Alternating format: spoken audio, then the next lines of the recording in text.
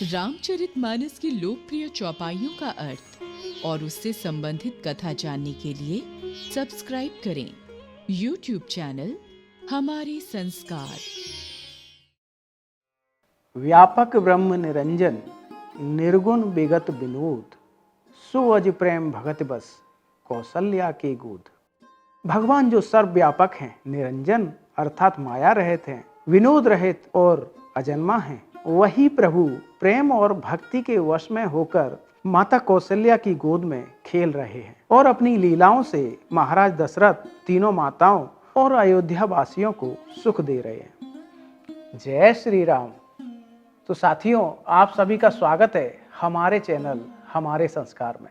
हमारे चैनल हमारे संस्कार के माध्यम से हम श्री रामचरितमानस की उन प्रमुख चौपाइयों का अर्थ और प्रसंग बताते हैं। इसके साथ ही हमारा ये प्रयास है कि हम आपको बताते हैं कि ये चौपाई किसने कही, किससे कही और क्यों कही। क्योंकि YouTube चैनल पर बहुत सारी राम कथाएं आप निश्चित रूप से सुनते होंगे और बड़े बड़े भागवताचार्य, बड़े बड़े साधु संत निश्चित रूप से बहुत सुंदर कथाएं सुना रहे हैं। हमारा तो एक छोटा सा प्रयास है, इसके माध्यम से हम आपको उन प्रमुख चौपाइयों से परिचय कराएं और उनका संदर्भ और प्रसंग भी बताएं। अभी तक हमारे YouTube चैनल पर रामचरितमानस के प्रारंभ से लेकर प्रभु श्री राम के जन्म नामकरण के वीडियो हमने बनाए हैं। इस वीडियो में जन्म की पश्चात प्रभु श्री राम ने जो बाल लीलाएं की हैं उनको बताया है। भगवान राम माता कौशल्या और राजा दशरथ के पुत्र के रूप में क्यों पैदा हुए, इसके लिए भी हमने इस कथा को बड़े सुंदर तरीके से एक वीडियो में बताया है, जिसका टाइटल है महाराज मनु और शत्रुपा की कथा। हरे अनंत हर कथा अनंता।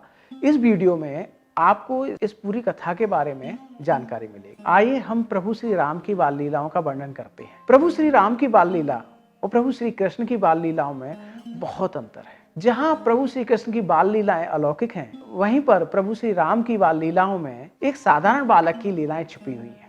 जब प्रभु श्री राम का जन्म हुआ तो सभी अयोध्या वासी भगवान के दर्शन करने के लिए महल में आए। भगवान शिव माता पार्वती से कहते हैं कि हे देवी, हम भी प्रभु के जन्म का समाचार सुनकर उनके दर्शन करने के लिए वहां पहुंचे। मेरे साथ में काकभूषुंडी भी थे।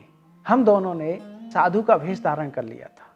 अब आप सोचिए कि भगवान शिव जब साधु का वेश धारण करके आए होंगे तो उनकी बड़ी बड़ी जटाएं थी और डमरू हाथ में लिए हुए और गले में बड़ी मालाएं, एक विचित्र सी छवि बनी हुई थी जिसको देखकर कोई भी बालक डर जाए। प्रभु श्री राम ने जब अयोध्या वासियों के बीच में भगवान शिव को देखा तो मन ही मन मुस्कुरा दिए और उन्होंने रोने का उपक्रम किया। शिव जी और काकभूषुंडी जी को देखकर प्रभु श्री राम जोर जोर से रोने लगे। माता कौशल्या को बड़ा अचंभा हुआ कि जो बालक अभी इतना खेल रहा था, हंस रहा था, अचानक रोने क्यों लगा। उन्होंने सैनिकों से कहा कि ये जो बाबा आए हैं इनको हटा दो यहाँ से, और इस तरह वो प्रभु श्री राम को महल के अंदर ले गए। भगवान शिव विचार करने लगे कि हम तो दर्शन के लिए आए थे प्रभु के और दर्शन ही नहीं कर पाए, तो क्या अब बिना दर्शन के ही जाना पड़ेगा। प्रभु ने ये बात सुन ली और उन्होंने अपना रोना बंद नहीं किया। जब बालक जोर जोर से रोने लगा तो माता अचंभित हो गई और अचरज में पड़ गई कि क्या करूं मैं। तब भगवान शिव ने एक सैनिक से कहा कि जाइए माता से कहिए कि जो बाबा आए हैं वो बालक को चुप करा देंगे। सैनिक दौड़ता हुआ